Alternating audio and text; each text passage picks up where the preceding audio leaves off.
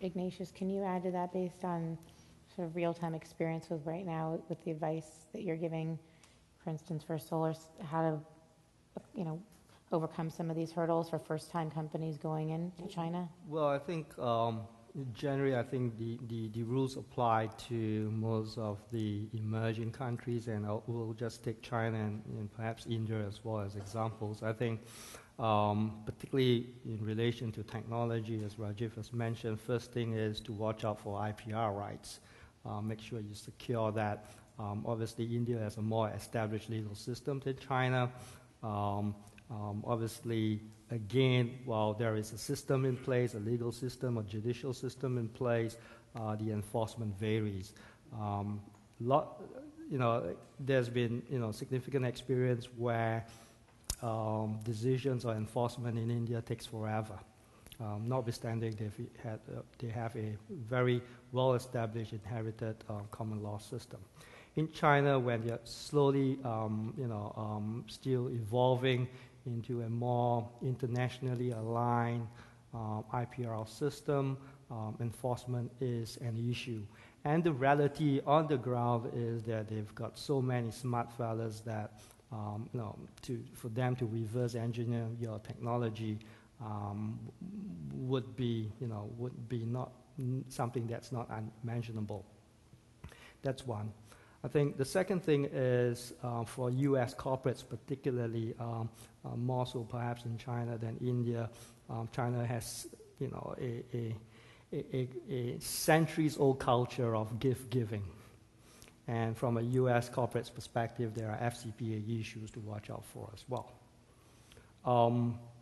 In terms of the regulations and how that's interpreted, again, India is probably more established. It's more aligned to common law. You read the black and white, and it is what it is. In China, you read the black and white may not be white, and black may not be black. So, and there's plenty of gray in between as well. So, to take the point that you need people on the ground who can actually understand what it takes to actually get things resolved. It's very important. The transparency issues, which you're accustomed to in the U.S. most of the time, is not to that sort of level that you would expect. The other challenge is consistency of governmental policies. I think in China there has been it's easier because there is a continuation of what we call a single political party in power, and so policies would have generally a continuous approach. In India, unfortunately, the politics are such that and it's gotten better the last 5 years. Previously, you have a change of minister or chief minister in the province every couple of months because either he's been removed, he's been jailed, he's been assassinated, and different parties come into power, different policies, 2 steps, 1 step forward, 3 steps back. So government policies and what I would call the political stability of the country is also a consideration. In India and China, again, there are foreign exchange controls and restrictions. So repatriation of, obviously profits, it's something that you have to take into account in structuring how your investments are put into these countries. Again, at the end of the day, I think if you venture into these countries, like anywhere else, you need patience, you need perseverance, particularly in relation to projects. There's long lead development times. For example, there's one particular project in China, solar energy project. It's been about 2 years and they're still waiting for project approval. Okay? And construction may take another 2-3 years. So you've got to have the stomach to, take the delays, and delays are inevitable in any bureaucracy. Notwithstanding that, there are obviously federal and state incentives and policies and push to get the projects across. there is obviously the roadblocks at the lower levels, the more administrative levels of government. Ignatius, I've built companies in 47 countries, and I think the best advice I could give anybody that wants to go overseas to start a company, 2 pieces. Get a good lawyer, Brian Cave, have a good lawyer, and recognize what somebody once told me as I was being kicked out of a country, Malaysia, that, Mr. Reed, you're a guest in this country. Always remember that you're a guest in that country and get a good partner. And I think that that's incredibly important in China, the quality of partnership. Vijay Mallya and the Tatas have been partners of mine in India. And so that partnership and pairing with the right people and making sure that your partner has great connections going up and going laterally and getting a good law firm. I think those are the 2 best pieces of advice I can give to anybody starting a company overseas. And I think certainly we've had some of the same experiences with some my partners in Asia told me that, you know, what was referred to as gift giving in the U.S., if you read the laws, it could be more like corruption. And threading that needle and doing it right is very, very important and does require someone who knows the laws, and preferably on both sides of the Pacific. Did you want to comment? On a slightly different note, if I Sure, may. sure. You know, BYD opened their U.S. headquarters in Los Angeles. I don't think that was an accident. I think, you know, there's an opportunity. There's a lot of push towards electric vehicles in this country. And granted, we're not number 1 in the world, but I think we're moving very, very quickly. It sort of reminds me, we were late to the internet party, but once we got there, we became the number 1. We were late to the mobile party compared to Europe. We are way ahead of Europe. And I think electric vehicles, Los Angeles, right here, Greater Los Angeles, including Santa Monica, we have an opportunity to become a leader in electric vehicles and integration of electric vehicles into the grid. An earlier speaker mentioned that if there's 1 million electric vehicles, the grid today cannot sustain it. If you put 1 million electric vehicles into Los Angeles, agreed. But that's the opportunity. They're going to come. And when they come, the grid needs to be modernized. So modernization of the electric grid, along with development of electric vehicles, I think LA could certainly take a lead. And when we create this technology, and in UCLA, in my Smart Grid Center, I have 2 big areas.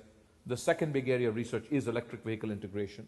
And I think if we create that leadership here, I think we have a good opportunity to export this capability to any country in the world. And I beg anybody out there that's going to buy an electric vehicle to make sure they don't buy the dumb charger that the car company is going to sell you, and to buy a smart charger so it can interface with the smart grid so that you can get the best rates and help the grid be effective. Tell them to come talk to me. Yeah. With 10 minutes remaining, I think I was, be happy to open it up if anybody has any questions. And I appreciate everybody's input, and I can continue asking questions, but if anybody has any questions, I see somebody. Sorry, there's a glare from up here too. Thank you. Hi, there was mention of the World Bank, and I was curious if anybody on the panel has experience in working with the World Bank and what their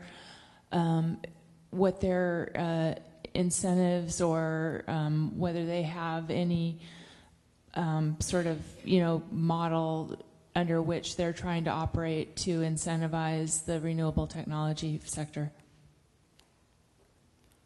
I think I was the one that mentioned the World Bank. I do not have that experience. Some of my partners do, but unfortunately, I don't have an answer to that question. I'm sure there is one, but I don't know the answer. Well, if I just can comment, the World Bank, like the Asian Development Bank and some other multilaterals, we call them, do have active programs throughout the world for various countries, particularly in the emerging countries, that obviously support renewable energy. Typically, this would be less so at the project level, but more so at the institutional and capacity building and level, as well as the regulatory framework level. World Bank is pretty good at this. They're pretty active. You see, if you look at the website, they typically issue out what we call projects or technical assistance RFPs. So that's at one level where World Bank is also supporting this drive towards global renewables push. At the second level, and that's where, at what I call the project level, where World Bank, ADB, and other multilaterals do actually afford what we call lending support, or financing support to some of the renewable energy projects. As I said, less so, but on certain selective, and they're typically very selective, they do offer lending support. Now, when it comes to that, it's a double-edged sword for project sponsors because one, you need the money. Two, sometimes you require World Bank, ADBs, and some of the multilaterals to provide what we call political insurance support or political risk support. But that comes with an increased level of complexity. World Bank, ADB would impose higher standards of, for example, environmental requirements, which could be higher than the local requirements. That's one.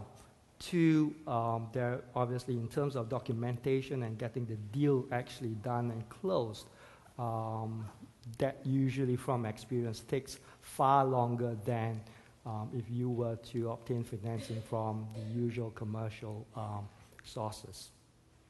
So that's my sort of 2 cents worth on what the World Bank program is all about.